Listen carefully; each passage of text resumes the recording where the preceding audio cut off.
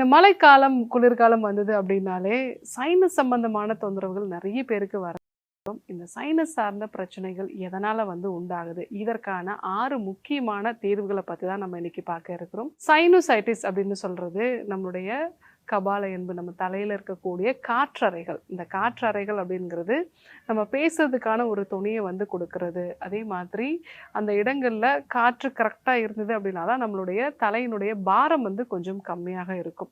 So இந்த மாரி நிறைய காரணங்களால நம்மளுடைய தலையில இருக்கக்கூடிய இந்த காற்றறைகள், இங்க ஒரு சளி தேக்கம் உருவாகுது அப்படின்னா தான் அத சைனோசைட்டிஸ் அப்படின்னு நம்ம சொல்லுவோம்.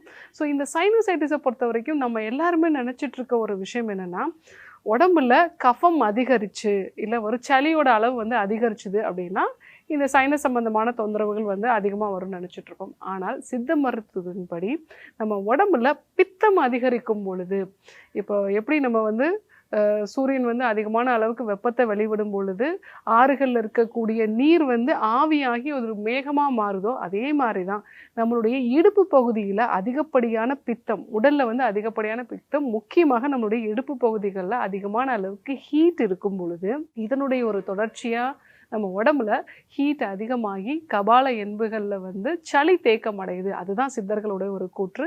ஸோ இந்த சைனோசைட்டிஸ பீனிசம் அப்படிங்கிற ஒரு பெயர்னால அவங்க சொல்லுவாங்க. இந்த பீனிசம் பித்தம் அதிகரிக்கிறது அப்படிங்கும்பொழுது நெறைய பேர் சைனோசைட்டிஸ்னால வரும்போது, நான் தலைக்கே குளிக்க மாட்டேன் டாக்டர்.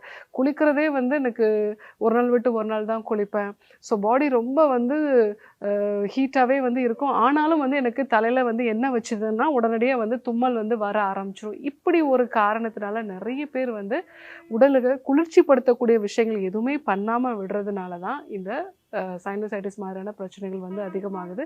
ஸோ அதுவும் சொல்லக்கூடிய விஷயம் என்னன்னா, எனக்கு இந்த பிரச்சனை வந்ததுக்கு அப்புறமா தான் நான் தலைக்கு குளிக்கல டாக்டர் அப்படின்னு சொல்லுவாங்க. ஆல்ரெடி அவங்க உடம்புல பித்தத்தை அதிகரிக்கிறதுக்கான ஒரு செயல்முறைகள்லாம் இருக்கும். இயல்பாகவே அவங்க உடல் பித்த உடலா இருக்கலாம்.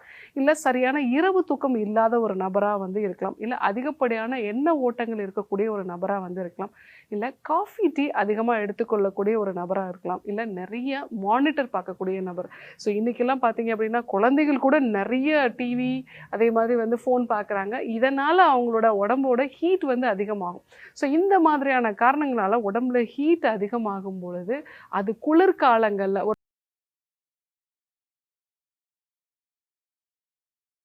ஒரு குளிர்ச்சி தன்மை வரும் பொழுது தான் நம்மளுடைய சைனஸ் ஏரியாக்கள்ல சளி தேங்க ஆரம்பிக்குது.